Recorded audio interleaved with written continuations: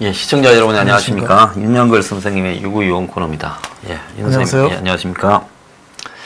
자, 이게 올해 더위가 조금 딴 데하고 좀 다릅니다. 장마가 처음에는 흐지부지하게 거의 없다시피 하다가 그렇죠. 몰아쳐서 오죠. 그러다가 지금 이제 뒤늦게 장마 시즌이 아닌데 가끔 비가 자주 오고 있고요. 또 그리고 초반에 조금 덥다가 별로 안 덥다가 그래서 뭐 이래 끝나나 했는데 또 뒤늦게 좀 덥고 그렇습니다.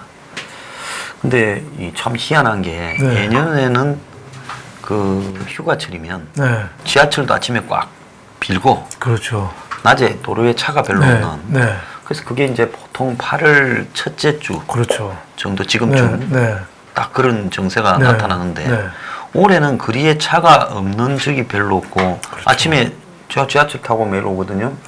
아침에 지하철이 이렇게 비어 있는 적이 별로 없이 꽉 차 예년처럼 꽉 차더라고요. 그래서 그런 걸 생각을 하면 이게 왜 그런가에 대해서 참 의아스럽더라고요.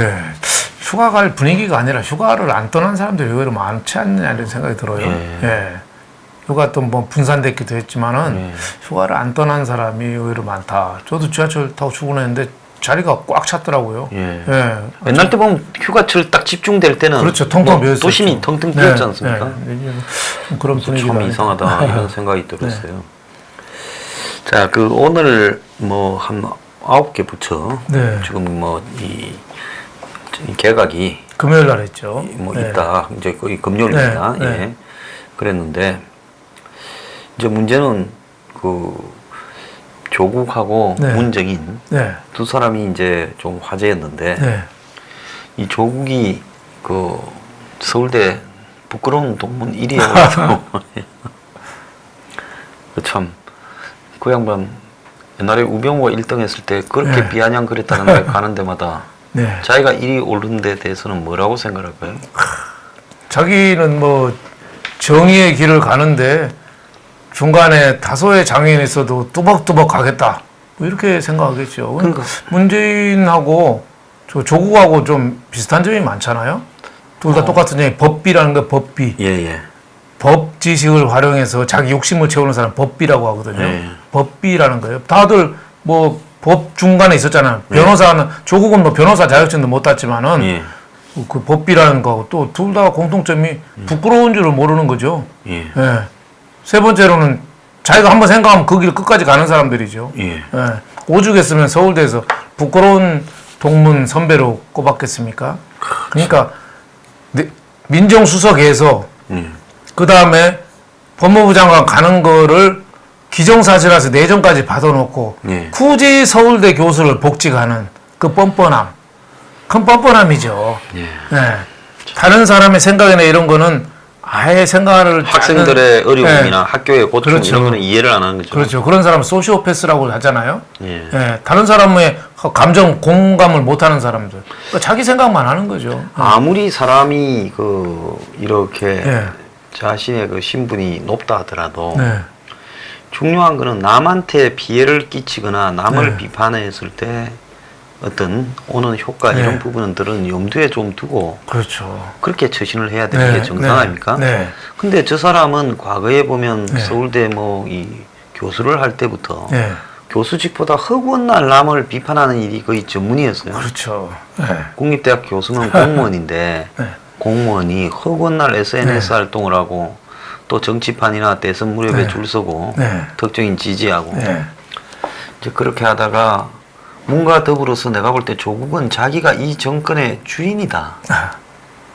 이렇게 생각하는 것 같아요. 주인이라고 생각하죠. 문은 주인인데 뭘 어떻게 해야 될지 잘 모르지만 나는 사정 국면을 통해서 반대 세력을 제압하고 공수처나 이런 것도 다 내 의견이고 검경수사권 조정도 그래서 꽉 틀어지고 법무장관이나 검찰 등을 통제해서 이 정권을 버티게 만드는 그래서 야당들이 전부 그냥 얻어맞아서 겁먹고 네. 한국당원 까불 때 내가 페이스북에 너네들 선진법 올렸죠. 국회 선진법 네. 위반으로 너희들 혼날 거야 하고 감방 올렸죠. 가거나 정치 생명 끝날 수 있다고 하니까 네. 다 죽지 않았냐.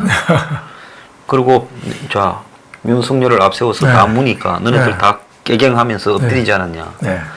자 내보고 무슨 청문회 통과 어려울 거라고 윤석열이 또 되는데 먼저 니 해봐라 하는 거지. 그냥 임명하면 되는 거죠. 뭐. 네. 예. 그 문재인이라는 사람이 뭐 그런 신경 쓰는 사람이 아니잖아요. 그러니까 이제 조국의 그 이 오만함이 하늘을 찌르는데 예. 문제는 그 잠깐 나온 사이에 또 이영훈 교수한테 또 무슨 뭐 예? 매국인이 또 이렇게 난리를 쳤어요. 네. 그래서 제가 참 저 사람을 보면 남의 입장이나 뭐 학교의 입장, 자기의 행동에 대해서 바라보는 사람들의 입장, 네. 또 자기를 좀 사퇴하라고 한 네. 학생들을 태극기 부대 뭐 거구라고 저거 제자. 네. 그래서 제 같은 경우에도 그렇게 많이 씹히고 해도요 고소 이번에 MBC 처음 했어요. 네. 한 번도 고소 안 했습니다. 네. 왜 안 했냐? 나도 남을 비판하는데 네. 그 비판을 뭐 나한테 그렇죠. 뭐 그게 네. 사실이든 사실이 아니든 네, 네. 하게 놔둬야지 하는데 네. MBC는 공적인 조직으로서 그런 부분이기 때문에 이것은 그렇죠. 사적인 개인이 날 비판한 거하고는 종류가 달라서 여기서 본때를 내 네. 개인의 입장이 아니라 정치적으로 보여야 된다는 입장에서 고소를 했어요. 그렇죠. 뭐 그건 당연히 고소를 해야 네. 되죠. 우리 뭐 황 소장님이 하지도 않은 말을 그거를 했다고 또 가짜 뉴스의 표상인 것처럼 보도하니까 당연히 했어야죠. 근데 저는 조국이라는 사람 보면은 단어 하나가 생각나는데 뭐냐면 양아치라는 단어가 생각나요. 예. 우리나라 재벌 총수 중에 예. 제가 별명을 양아치라고 져준 사람이 있거든요. 예. 재산이 몇 조래도 저는 양아치라고 생각해요. 왜? 푼돈에 연연하고요. 예. 어떻게 하면 회사 돈 뺄까 그 매일 고민하는 그것만 사람. 고민하는 사람들 네. 있죠. 저는 그래서 그 회장을 저는 양아치 회장이라고 하거든요. 예. 조국도 저는 그 범죄에서 벗어날 수 없다. 예. 예, 정말 국가를 위해서 큰 길을 걷는 사람이 아니라 자꾸 사소한 거 갖고 이영훈 교수가 책 쓴 거 예. 그러면 학문적으로 토론해야 될 거 아니에요? 그렇죠. 근데 그것도 SNS에다가 토가 나온다. 예?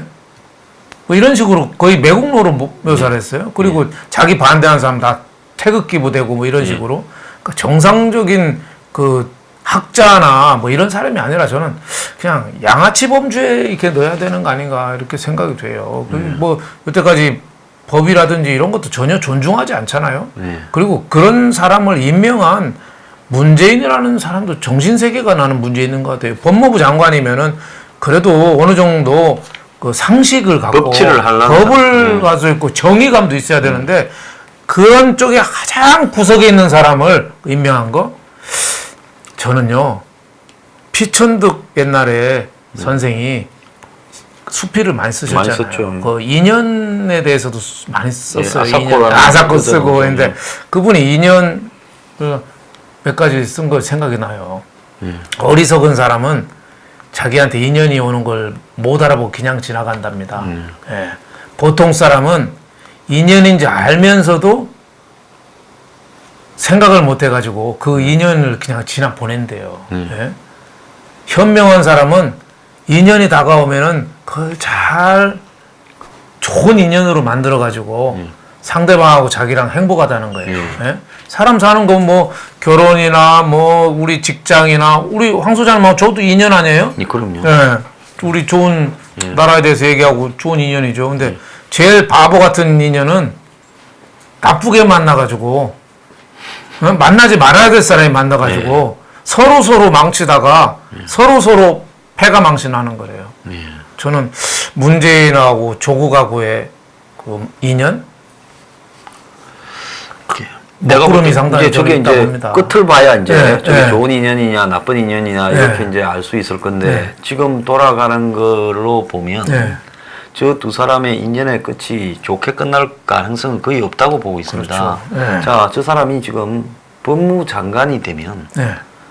얼마나 또 더 아나무인이고 그렇죠. 오남방자해지겠느냐. 네. 그렇겠죠. 그래서 거의 국민들이 눈에 보이지가 않을 거라고 봐요. 자, 그렇게 됐을 때 조국이 법무장관을 차고 앉아서 검찰총장을 자기 밑에 윤석열을 거느리고 자 이놈 잡을까 저놈 잡을까 하고 이제 이 만들어가는 이 세상 이것이 21세기에 지금 대한민국에 지속적으로 가능할 거라고 생각하느냐. 그럼 저 사람이 책에서 배운 과연 민주주의는 뭐고 자기가 법을 공부하면서요. 헌법 정신은 뭐고.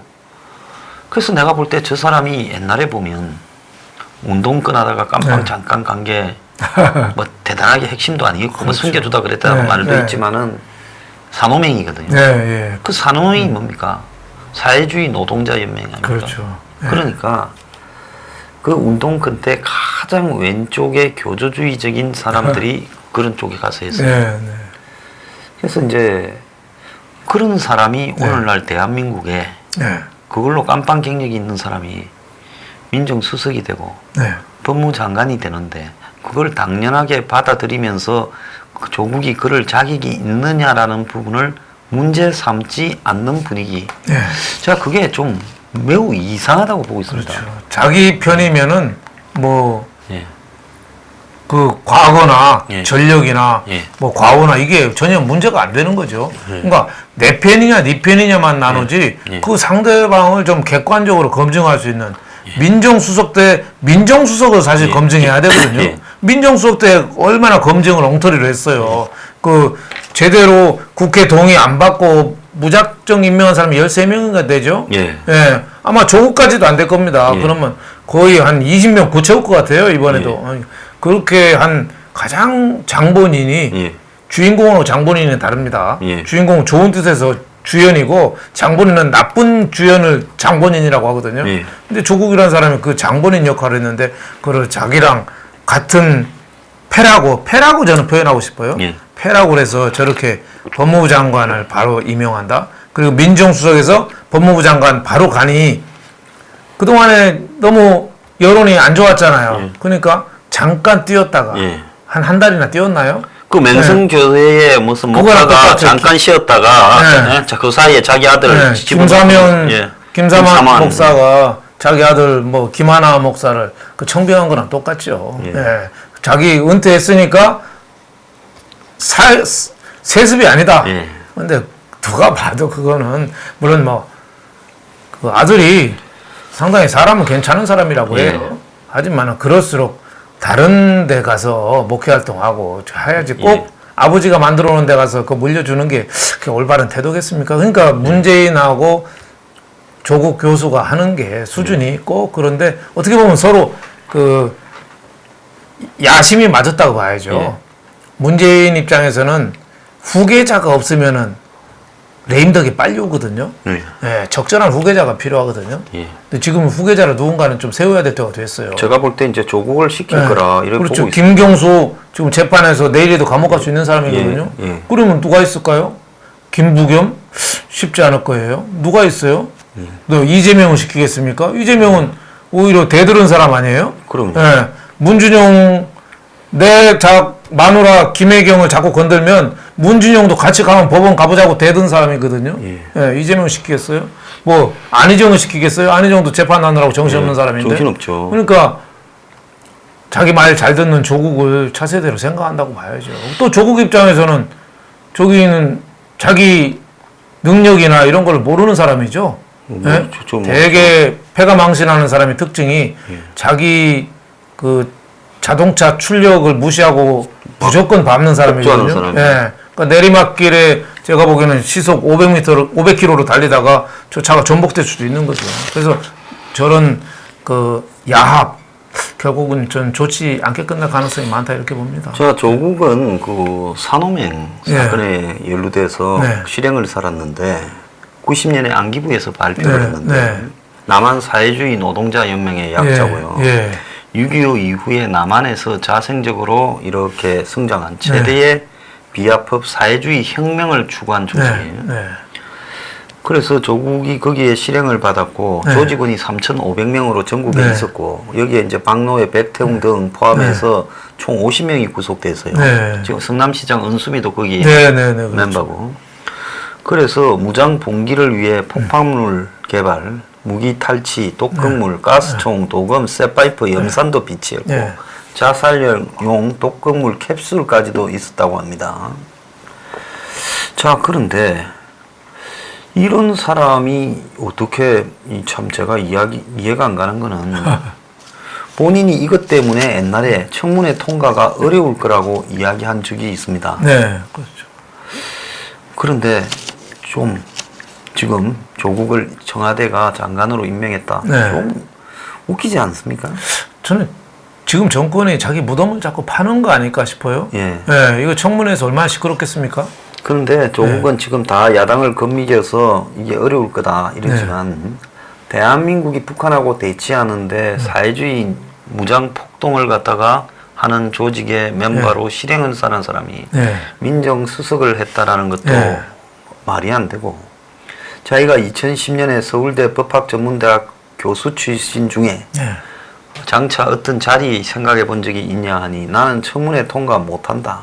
그 이유가 국가보안법과 위장 전입이라는 거예요. 참 웃기지 않습니까? 여태까지 뭐 청문회 통과 안 돼도 그냥 임명하면 되니까 그냥 밀어붙이겠다는 거죠. 하지만은 이번에 조국이 저런 과거 전력이나 이런 게 나오면은 우리가 80년대에 그 뭐 민족 해방 뭐 NL인가요? 뭐 그런 시각 이런 사람들이 우리나라를 상층부를 점령하는 거 아니냐 이런 국민들의 불안감, 그리고 지금 문 정권 들어와서 그 친북 노선이잖아요. 일본에 대해서는 지나치게 과잉으로 반응하고 북한에 대해서는 지나치게 과묵하잖아요. 저거에 대해서 국민들의 불안감 이거가 조국 법무부 장관 내정을 통해서 표면화될 수 있다 이렇게 보겠습니다. 예, 참 조국 밀어붙이고 되겠죠. 그런데 이런 것이 돼서 합당한가라는 대한민국의 헌법 정신에 비추어서 조국을 문제를 지적하는 언론이 하나도 없다. 이게 대한민국의 지금 한계라고 보고 있고요. 또 웃기는 사람이 문정인이 미국 대사로 지금 내정을 했다가 본인이 뭐 어제 고사했다는데 미국에서 굉장히 불쾌한 의사를 전달했으니 이 사람이 이제 안 될 것 같으니 아그레망이 안 될 것 같으니 안 한다고 한 거지. 그게 고사는 아니지 않습니까? 저는 두 가지 원인이 있다고 봐요.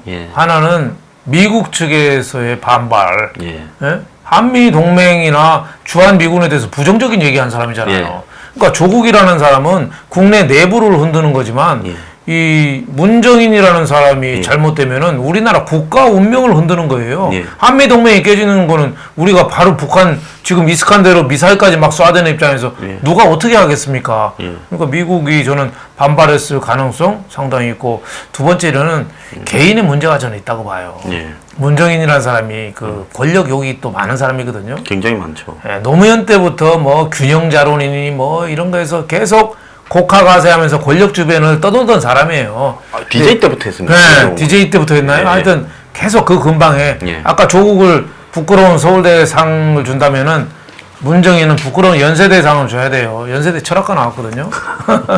그런 사람이 미국 반발 생각에서 스스로 그만뒀겠습니까? 저는 개인적인 치명적인 게 있다고 봐요. 아들 국정 문제도 나온 게 있고 또 본인이 여러 가지 좀 떳떳하지 못한 게 결정적인 게 좀 나오지 않았으면은 저 사람은 제 발로 그만둘 사람이 아닙니다. 미국하고 무슨 관계가 되더라도 내가 미국을 설득하겠습니다 해서 끝까지 나라는 어떻게 돼도 자기 욕심을 채울 사람이죠. 그러니까 미국에서 볼 때는 문정인하고 문재인하고 거의 똑같이 봐요.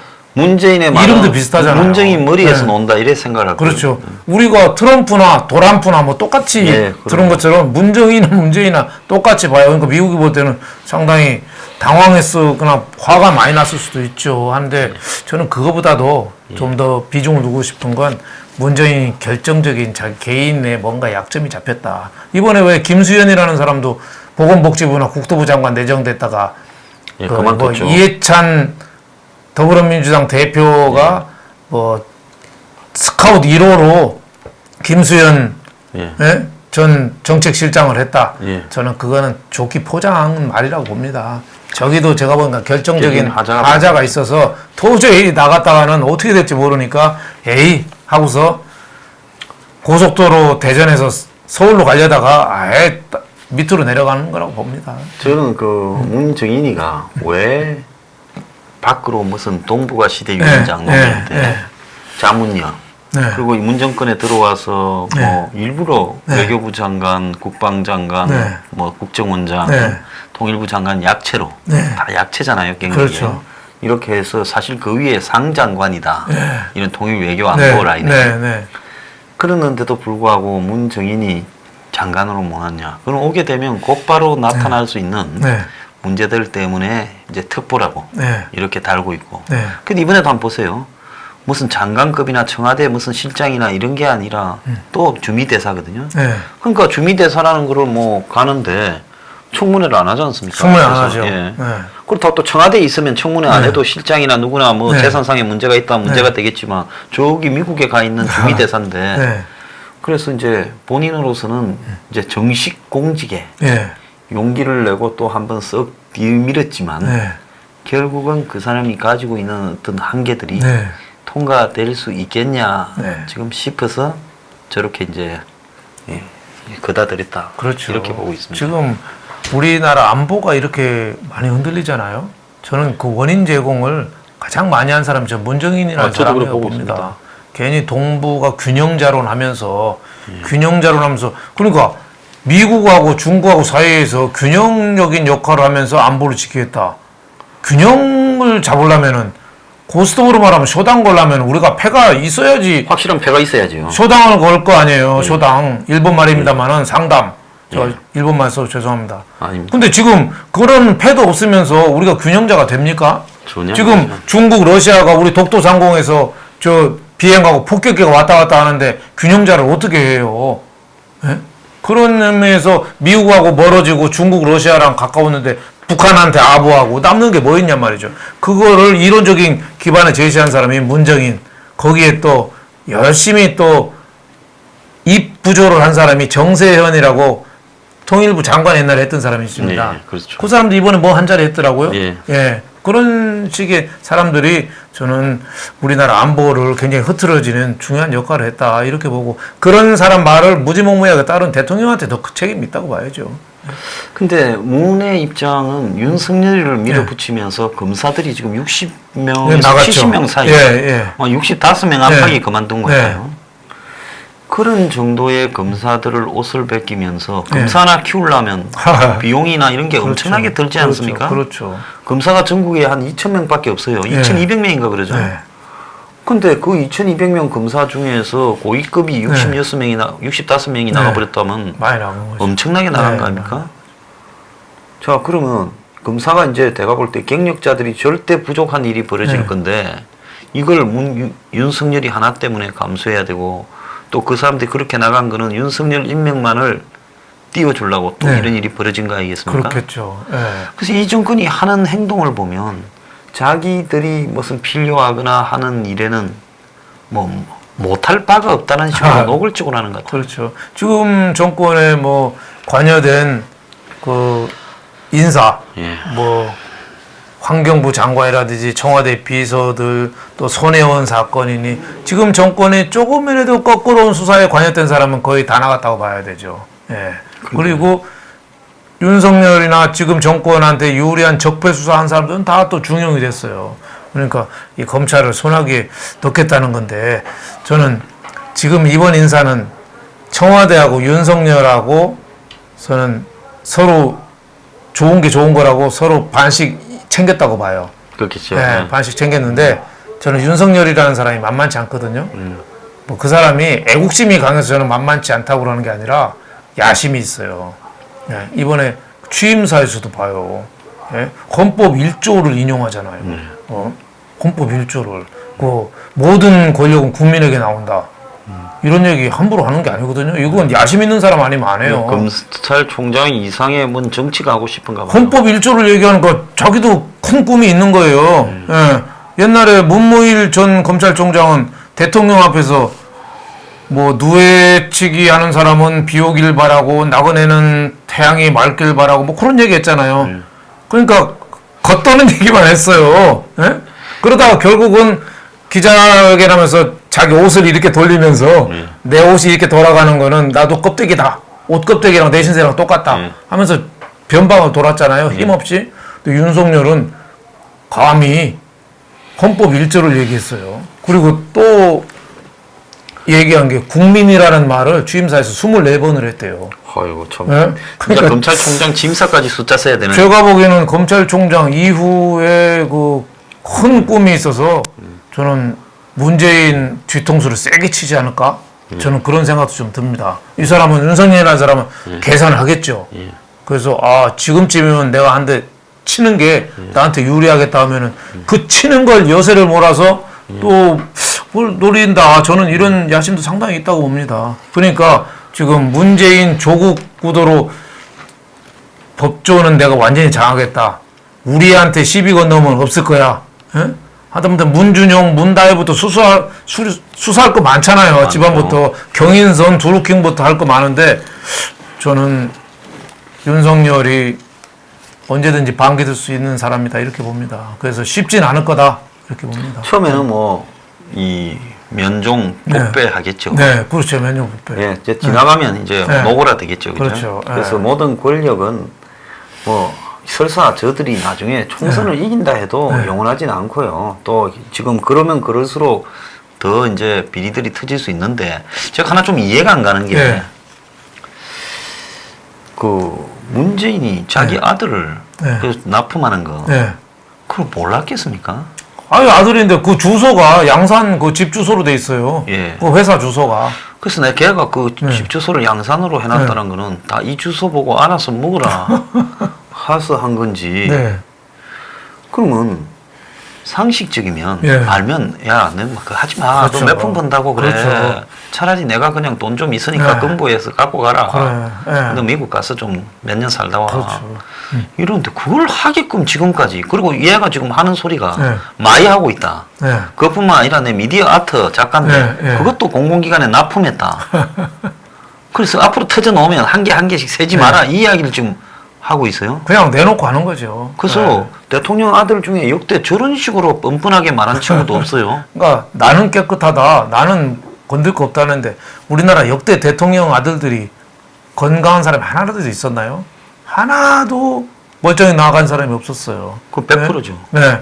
박근혜 대통령 될 때 그래도 자식이 없으니까 조용하겠다 했는데 유사 가족이 생겨버렸죠. 유사 가족이 또 생겨가지고 또 저런 불행한 사태를 빚었는데 저는 문다혜 동남아 간 것도 그렇고 그 문다혜 남편 사위에 관한 여러 가지 루머들이 많이 있잖아요. 그런데도 그걸 해명을 하나도 안 하고 또 문준영이도 그 뭐 FX 팩토리인가요? 만들어가지고 소프트웨어 교육 선도 학교라는데 전국의 대상학교가 1834개 학교래요. 학교당 뭐 1,000만 원이니까 이거가 액수는 밝히지 않으니까 누구도 알 수가 없지만 이게 누군가 또 뒷배를 봐줬을 가능성이 또 상당히 있는 거죠. 그러니까 이런 문제도 나중에 지금 뭐 이석수 같은 특별 감찰관이 있는 것도 아니고 아무도 통제할 사람이 없어요. 민정수석도 이번에 말 닿는 사람 하나 갖다 놨잖아요. 아무도 할 사람이 없는데 이게 나중에 대형 사건이 또 될 수 있다. 저는 이런 생각이 듭니다. 참 답답하네요. 예, 자기 거는 안 보이는 거예요. 그 옛날에 그런 얘기 있잖아요. 자기 눈에 뭐 대들보는 안 보여도 남의 눈에 티끌은 잘 보인다고 그런 얘기가 있죠. 저는 문준용 그 옛날에 고용정보원 입사 5급 공채로 들어간 거 이것도 사실은 딱 그 서류 다 파기했다는데 파기한 사람들 더 직권남용으로 다 집어넣어야 되는 거 아니에요? 그래야죠. 아니 입사 원서를 어떻게 다 태웁니까? 그리고 문준용 들어갈 때 원서 마감 닷새 후에 냈다잖아요. 근데도 그걸 받아준 거? 그 직권남용이나 이런 거 아닌가요? 그러니까 김성태 자유한국당 의원이 맨날 억울하다고 한 게 문준용은 놔두고 우리 딸만 맨날 그런다.